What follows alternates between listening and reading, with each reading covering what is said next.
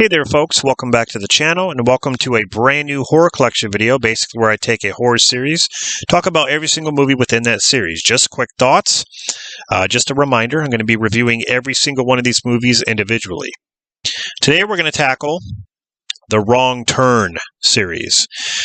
There are 7 movies, and that includes the reboot in this series. A lot of movies. So we have the first Wrong Turn, which I really like. It's not my favorite, but I remember first watching this, I'm like, okay, this is kind of like Hills Have Eyes, but it's in the forest with a bunch of hillbillies. I think the gore effects are really good in this. I like the characters, and yeah, it's just a fun horror film. Then we have my favorite, Wrong Turn 2: Dead End. And this is kind of like Survivor meets horror, because there's like this game show going on in the woods, and like these these hillbillies basically interrupt the game and start killing people. And then the ending to this, they're sitting around the table and stuff. Like, it almost reminds me of Texas Chainsaw Massacre. They had to have taken some cues from that. But I love this movie. The gore is top notch in this, but this is a lot of fun. This is my favorite of the series. Then we have Wrong Turn 3: Left for Dead. This one, I don't know. I really don't care for this one as much. There's like killers who escape from prison on a transport bus, and there's like, what do they call him? Three Finger, with the hillbilly, with his family. They go against these killers, and there's people caught in the middle and stuff like that. It's okay. There's some okay scenes, but I would say this is a pretty weak entry in the Wrong Turn series. Now, in my opinion, this is a step up from Wrong Turn 3. And here we have Wrong Turn 4: Bloody Beginnings. And this movie basically takes place in it's an abandoned hospital, but they show you what happened in this hospital before it was abandoned. There's a lot of, I say this.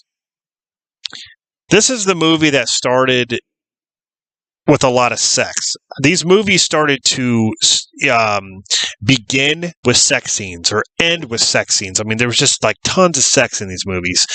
There's a scene where the girl's riding her boyfriend, and then in the next room, there's like a girl eating another girl out and stuff like that. It's just like, okay, it's just like a softcore porno going on at the same time. But basically, these people end up at this abandoned hospital, and then you see these hillbillies who are taking refuge in there, the same as these people, because there's snow everywhere, the blizzard, and so they start basically killing them in this place one by one. And the kills are actually pretty cool. There's a torture scene actually that's pretty awesome. Now, I like this one. I know a lot of people didn't care for it. It is Wrong Turn 5: Bloodlines, and this has Doug Bradley in it, which is my favorite part of this whole movie. Even though he basically spends about 90% of the movie locked up in a cell. But it's funny how this is called Bloodlines, and then Hellraiser 4 is Hellraiser Bloodline. I thought that was kind of funny. But Doug Bradley basically plays the head of the hillbillies in this movie, and he is so good. I mean, he's so good. Again, this movie has a lot of sex in it, and you could tell this is kind of a low budget film, because the town that's in this, like they're in this like this small town where there's like a sheriff. You could tell like the town just looks, I don't know. It just looks like it's on a backstate or like a back lot or something like that. But the kills are really good. I think the kills are good in this. Like I said, Doug Bradley is definitely a plus.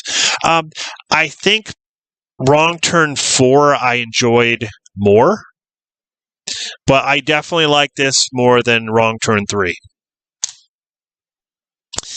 Then we get to Wrong Turn 6, Last Resort, which this is actually considered to be a kind of like a standalone film.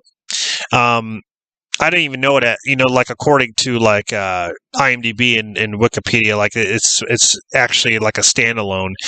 But there's a lot of like incest in this movie. There's a lot of sex. This one probably has the most sex. I mean, it begins with one, it literally ends with a sex scene, literally.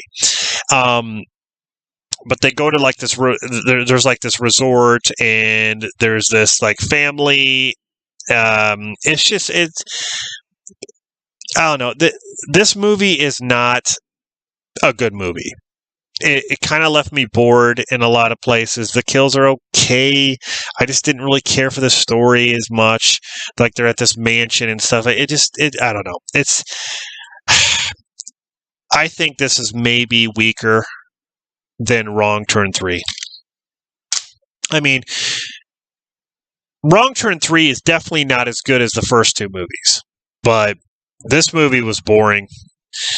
Then we get to the reboot, which I didn't mind this movie. I thought this movie was actually pretty good in ways. Could it have been better? Yeah. But this is definitely different from the whole hillbilly in the woods thing. It's nothing like that at all. It's basically a group of friends set out on a hike in the Appalachian Trail, and then there's these people who are mountain dwellers, okay? But they're not hillbillies. They're mountain dwellers that form a foundation, which is like a hidden community. It's almost like a cult. At first, it seems like a community, but then it turns in like these people are wearing these weird outfits with there's like skulls and stuff, and it's a cult. Like as the movie progresses, you get to see like there's like a head guy, and like you got to listen to what he says and blah blah blah.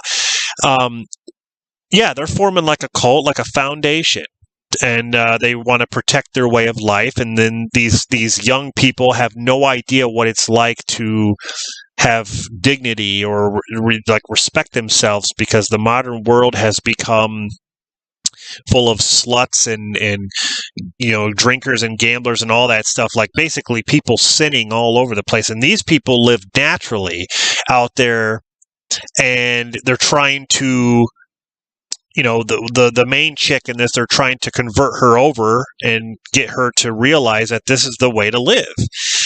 And they're headed to a point of no return, but then the main girl's father starts to do an investigation, and he comes out there to see what the hell's going on. This movie was actually pretty good. I wasn't expecting it at all. It was different enough to where I could separate it from the first Wrong Turn. These are two completely different movies. That's what I like when they do that. I like when they, even though this is called Wrong Turn, it is like it's so different. It's just like the Texas Chainsaw Massacre. Okay, Texas Chainsaw Massacre, 1974, and then you have Texas Chainsaw Massacre, 2003, the reboot. They are called the same thing, but they are two completely different films. Completely different. There may be some nods from the remake. There may be some nods here and there to the original, but it's a completely different movie. New characters, a lot of new characters, a lot of new situations. Same thing here. Yeah, I'd say watch this, guys. If you are curious, check it out. It's really nothing like this. So anyway, that is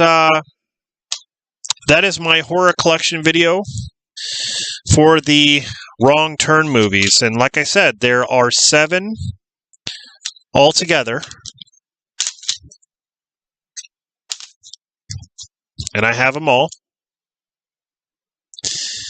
So, yeah.